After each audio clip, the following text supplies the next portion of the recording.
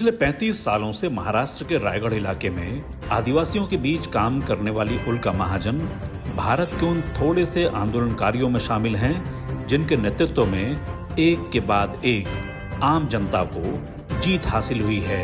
इसी जेड के नाम पर अंबानी समूह के लिए भूमि के अवैध अधिग्रहण, पर्यावरण नियमों का पालन नहीं करने और समुदायों के अधिकारों को मान्यता न देने को लेकर उनके नेतृत्व में शुरू किए आंदोलन के कारण सरकार और कॉरपोरेट को पीछे हटना पड़ा। उन्होंने अपनी लड़ाई में जनमत संग्रह की जिस प्रक्रिया की शुरुआत की वह अपने आप में बड़ा उदाहरण है। भूमि अधिकार, बेहतर मजदूरी, वन अधिकारों की मान्यता, भोजन के अधिकार, श्रम अधिकार जैसे मुद्दों पर काम करने वाली उल्का महाजन से हमने कुछ समय पहले यह बातचीत की थी। यहाँ पेश है उस बातचीत के अंश। आपका जो पुराना अनुभव रहा है महाराष्ट्र के रायगढ़ में एसीजेड और अंबानी जैसी कॉरपोरेट कंपनियों के खिलाफ जनमत संग्रह का, वो किस तरह का हुआ? एक तो आपको पता होगा कि 2006 में मैं महाराष्ट्र के रायगढ़ से आती हूँ।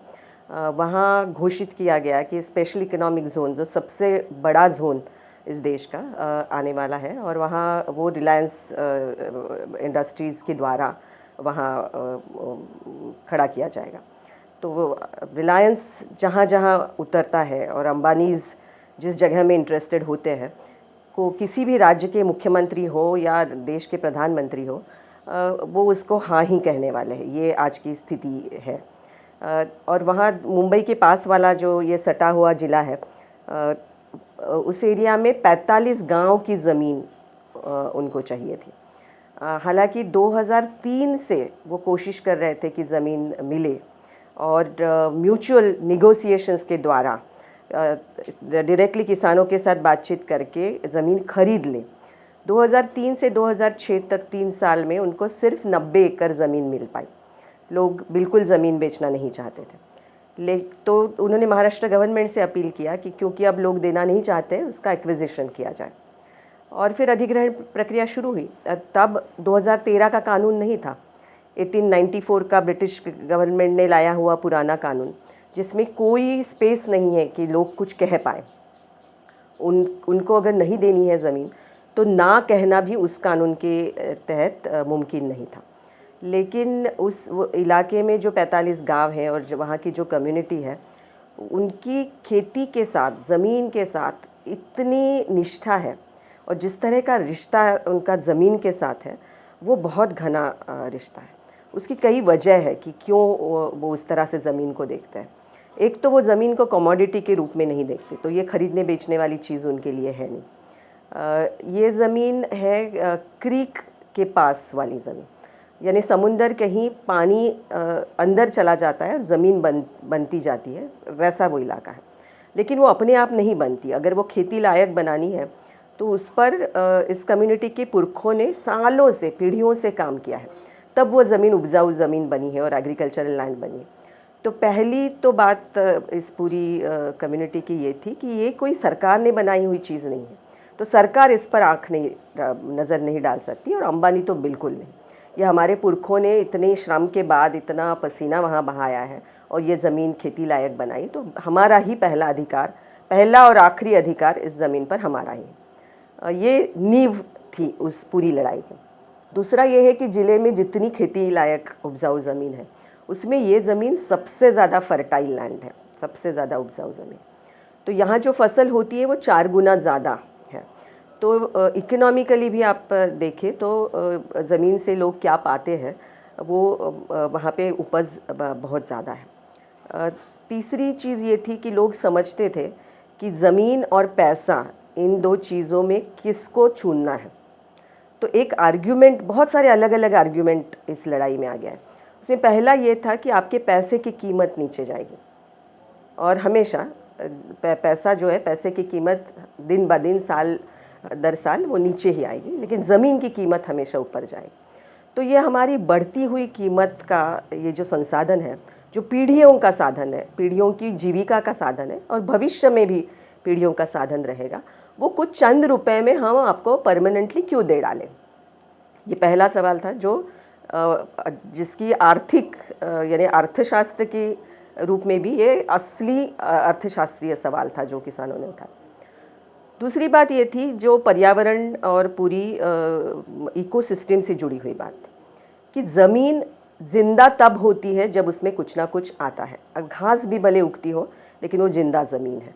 अब जिंदा ज़मीन को मार डालेंगे जब शहरीकरण में आप ज़मीन लाते हो, कंस्ट्रक्शन करते हो, वहाँ पे इंडस्ट्रियलाइजेशन होता है तो ज़मीन मरती है और उस मरी हुई ज़मीन को फिर से जीवित करना सालों का काम है, सदियों का काम है। वो फिर इतनी जल्दी नहीं जीवित होगी।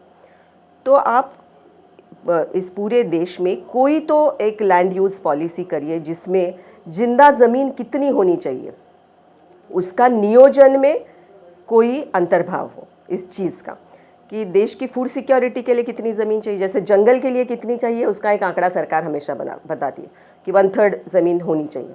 वैसे अन्न सुरक्षा की दृष्टिकोण से कितनी ज़मीन होनी चाहिए, जिंदा ज़मीन और मृत ज़मीन का रिश्ता कैसे होना चाहिए, ये भी बात आने।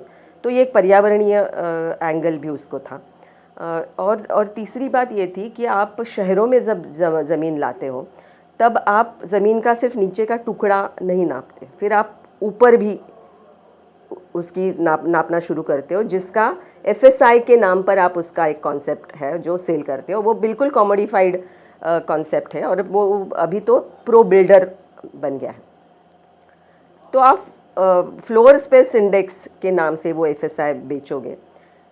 हम आपको सवाल पूछते हैं किसान होने के नाते कि फार्मर्स की सिक्योरिटी का, फ्यूचर सिक्योरिटी का क्या बात है, और उसको हम हमारा FSI कहेंगे, फार्मर्स फ्यूचर सिक्योरिटी इंडेक्स।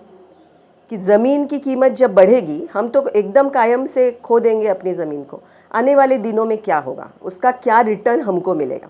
अगर आप इन्वेस्टमेंट की नज़रिए से देखते हो तो जो इन्वेस्ट करेगा, पूंजी या पैसा डालेगा, वो हमेशा उस निवेश के बारे में सोचेगा कि मुनाफा कितना है, प्रॉफिट कितना है और कितनी % प्रॉफिट उनको कमाना है। और प्रॉफिट का पूरा डायमेंशन इनकी नियोजन में है, सरकार के भी नियोजन में है और जो निवेश करेंगे उनके भी है। तो किसान जब निवेश करते हैं अपनी ज़मीन के साथ, वो निवेश क्यों नहीं माना जाता, वो क्यों आप अक्वायर करते हो परमानेंटली, ये सवाल आ रहा था। और इससे जुड़ा हुआ सवाल हमने पार्लियामेंट्री कमेटी को पूछा था कि आप बोलते हो कि ज़मीन नहीं मिलेगी तो देश का विकास नहीं होगा, और आपने इतनी ज़मीन ऑलरेडी ले ली है। अभी कुछ सालों के आंकड़े तब निकाले थे हमने RTI के द्वारा, कुछ 824 प्रोजेक्ट्स स्टॉल्ड थे जो नहीं आगे जा रहे। तो उसकी वजह क्या है, उसका एनालिसिस ये बताता है कि सिर्फ 8% ऑफ द स्टॉल्ड प्रोजेक्ट्स नहीं हो रहे थे क्योंकि उसमें ज़मीन नहीं मिल रही थी, लेकिन 49% इसलिए नहीं हो रहे थे क्योंकि उसमें निवेश कोई कर नहीं रहा था। तो इन्वेस्टमेंट नहीं आ रही है, पूंजी नहीं आ रही है, इसलिए अगर 49% प्रोजेक्ट्स आपके नहीं आगे जा रहे तो क्या करना चाहिए। तो क्या पूंजी को आप नहीं एक्वायर करोगे, ज़मीन को आप ज़बरदस्ती अधिग्रहित करते हो। पूंजी को अधिग्रहित करने की बात सोचिए, क्या आप हिम्मत है आप में कि आप ये कहोगे कि हम कैपिटल एक्विजिशन एक्ट बनाएंगे, ये तो नहीं होगा। तो ये सरासर सिस्टेमिक इनजस्टिस है। तो ऐसे बहुत अलग अलग तरीक़ों से ये इनजस्टिस की बात और इसमें जो लूट है उस लूट की बात हम आगे लाने की कोशिश करें। ये आंदोलन के द्वारा हो रहा था और लगातार आंदोलन चले। उस आंदोलन में और एक अहम बात ये थी कि 45 गांव में से 24 गांव की ज़मीन ये वहाँ का जो एक डैम है, हेटौड़े डैम, उसके कमांड एरिया की थी। और SEZ पॉलिसी ये कहती थी कि इरीगेटेड लैंड हम नहीं देंगे, यानी एक्वायर नहीं होनी चाहिए। तो वो मुद्दा हमने बना दिया कि अगर इरीगेटेड लैंड एक्वायर नहीं होनी है तो ये 24 गांव की ज़मीन आप कैसे एक्वायर कर रहे हैं। और डेवलपमेंट कमिश्नर का आदेश था कि इसका उल्लंघन ना हो, फिर भी अंबानी है तो किसी भी चीज़ का उल्लंघन होगा। तो वो एक मुद्दा लेकर हम अनशन पे बैठे, इंडेफिनिट हंगर स्ट्राइक।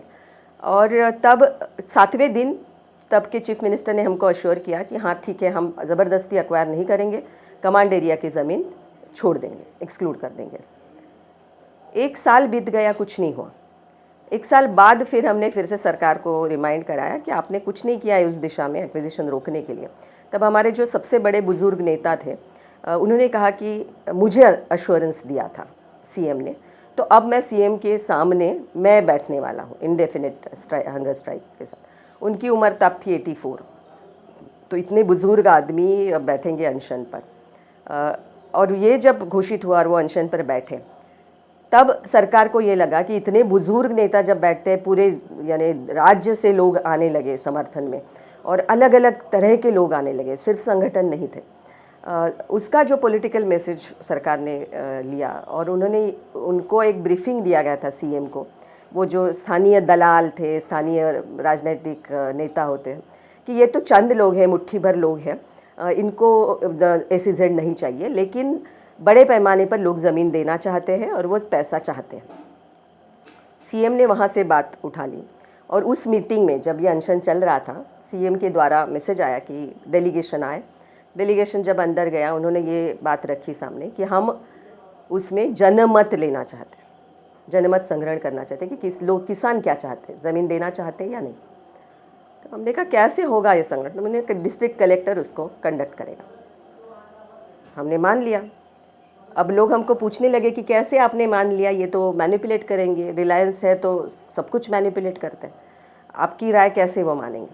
लेकिन हम पूरी तैयारी के साथ थे, और हमको बहुत विश्वास था कि जो लोगों की तैयारी है और जिस तरह का माहौल है, उसमें जनमत क्या होगा, इस पर हमें बहुत कॉन्फिडेंस था। तो हमने कहा कि इसका सामना हम करेंगे, ये चुनौती के रूप में हम स्वीकार रहे, और हमको भी एक सिद्ध करने का मौका मिलेगा कि जनमत संग्रहण कैसे होता है और किसान क्या कहते हैं। और फिर जो 24 गांव थे, 45 गांवों में से कमांड एरिया के, उस गांव में बैठकें हुई, तैयारी हुई। जो डिस्ट्रिक्ट कलेक्टर था, वो कलेक्टर ने कहा, हमने कलेक्टर को पूछा कि आप किस तरह से करोगे, उसकी प्रक्रिया क्या होगी। वो नए वहाँ पे उनको पोस्टिंग मिला था। उन्होंने कहा इसका कोई प्रेसिडेंट नहीं है, देश भर में ऐसे किसी परियोजना पर ऐसा जनमत नहीं हुआ है, तो मुझे तो कुछ दिख नहीं रहा है कि मैं कैसे करूं। अगर आपको कुछ सुझाव देना है तो दीजिए। हम तो पूरी तैयारी के साथ गए थे कि कैसे होना चाहिए, और हमने 1 2 3 स्टेप्स उनको बताया कि ये इस तरह होना है, वो पारदर्शी रूप से होना होगा, कोई मौखिक रूप में उस पर जवाब नहीं देगा, लिखित होगा, उसका एक्नॉलेजमेंट मिलना ज़रूरी है, एक ही दिन में ये प्रक्रिया चलेगी, और वो ट्रांसपेरेंटली होगी, यानी कितने वोटिंग, कितनी जनमत उस दिन संग्रहण हुआ, उसका आंकड़ा उसी दिन शाम को घोषित किया जाएगा। और हमारे पास भी एक्नॉलेजमेंट होगी, आपके पास ओरिजिनल डॉक्यूमेंट होगा, आप कितने दिन में इसके परिणाम घोषित करोगे। सीएम ने कहा 15 दिन में। हमने कहा हम 15 दिन इंतज़ार करेंगे, 16वें दिन हम डिक्लेयर करेंगे, क्योंकि हमारे पास भी सेम डेटा होगा। और वही हुआ। अंबानी और रिलायंस ने ये घोषित कर दिया कि अंबानी के पक्ष में, यानी रिलायंस SEZ के पक्ष में जो जनमत देंगे, उनको एक वोट के लिए 10,000 रुपया मिलेगा। और उनका भी अपनी तरह से वहाँ लॉबिंग और पूरा वहाँ प्रोपेगेंडा चल रहा था। लेकिन तब तक आंदोलन इतना तगड़ा हो गया था कि हर गांव की कमेटी ने घोषित कर दिया कि कोई दलाल अगर हमको गांव में आते दिखे तो हम उसको अंदर आने भी नहीं देंगे, किसी दलाल ने अंदर नहीं आना। और रात भर लोग जगते रहे, वहाँ पे पेट्रोलिंग चला बाकायदा लोगों का, और दलालों को घूमने वहाँ नहीं दिया। और ये जनमत संग्रहण की प्रक्रिया जिस दिन होनी थी, हमने एक फॉर्मेट उसका बनाया था, जो हमने कलेक्टर के साथ डिस्कस करके फाइनलाइज़ किया। वो फॉर्मेट लोगों के पास पहुंचाया गया, लोगों ने अपनी उसमें अपना जो इन्फॉर्मेशन था और उनकी जो राय थी उसके साथ वो सबमिट किया।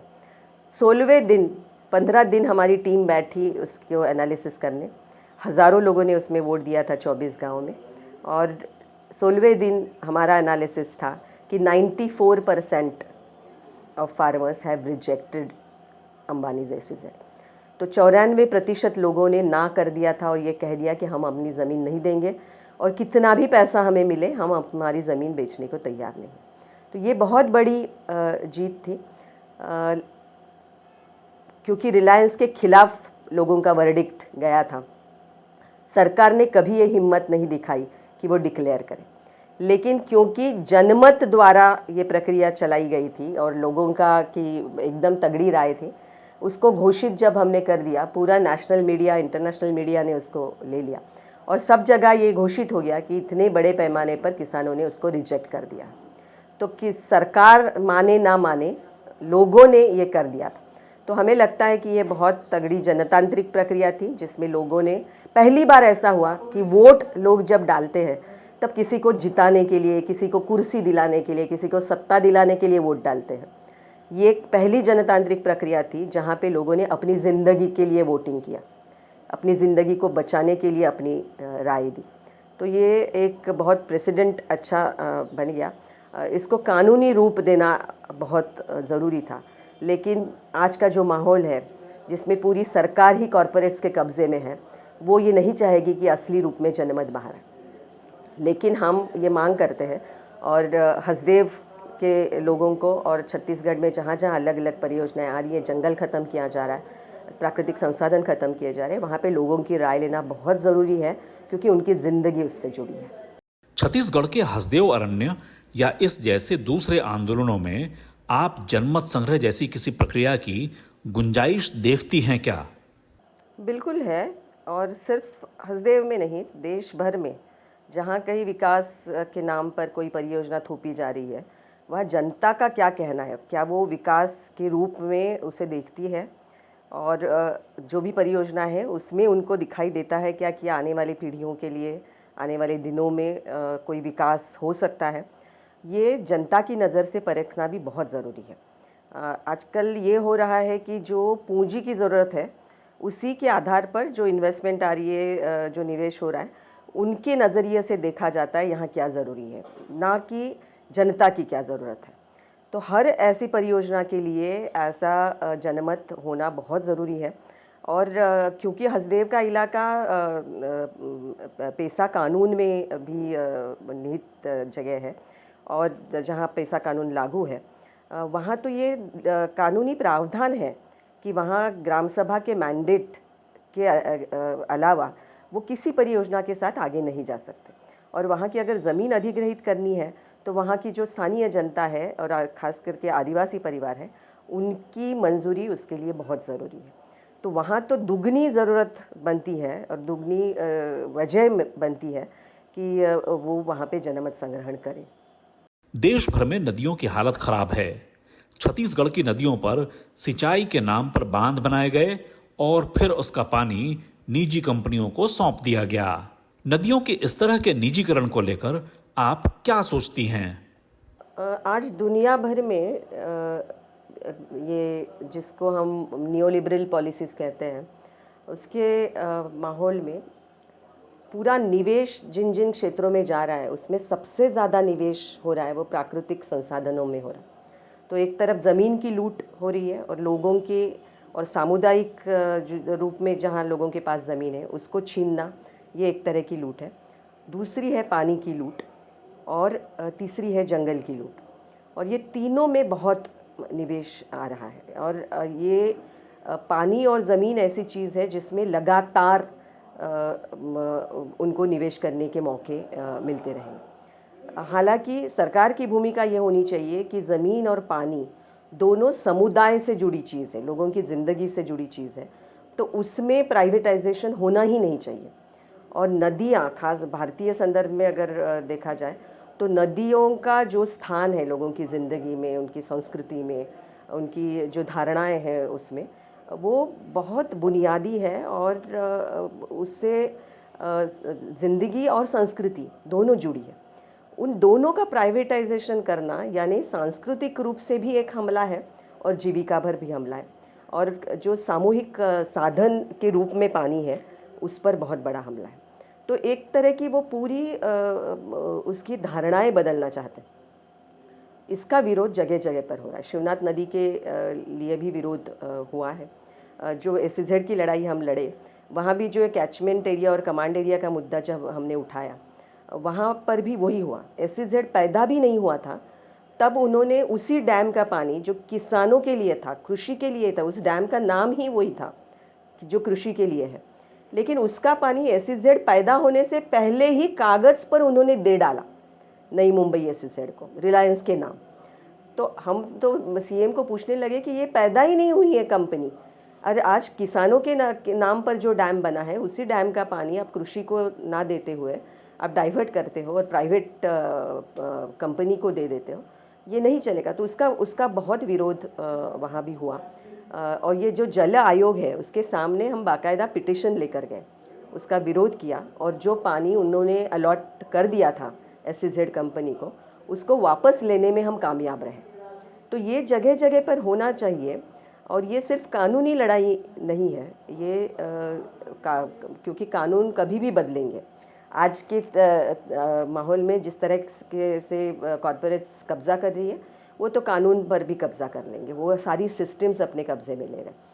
तो ये सिर्फ कानून से नहीं होगा, जनता की ताकत से ही होगा। तो जन आंदोलन ये बहुत बुनियादी चीज़ है और जो किसी भी जनतंत्र में वो बहुत महत्वपूर्ण और बुनियादी चीज़ है, जिसके आधार पर इसको कायम रखना, अपने अधिकार संरक्षित करना और जहाँ पे इसकी लूट हुई है उसको वापस लाना, ये होना चाहिए। लेकिन ये बात लोगों तक पहुँचनी चाहिए कि इस तरह के कानून होने के बावजूद हमारी ताकत इतनी तगड़ी है कि उस ताकत के आधार पर हम उसको वापस ले सकते हैं।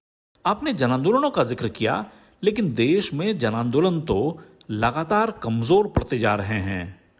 ये मैं इस बात को यानी नहीं मानने को तैयार हूँ, क्योंकि आंदोलन कमज़ोर पड़ रहे हैं ये दिखाना उनके लिए ज़रूरी है।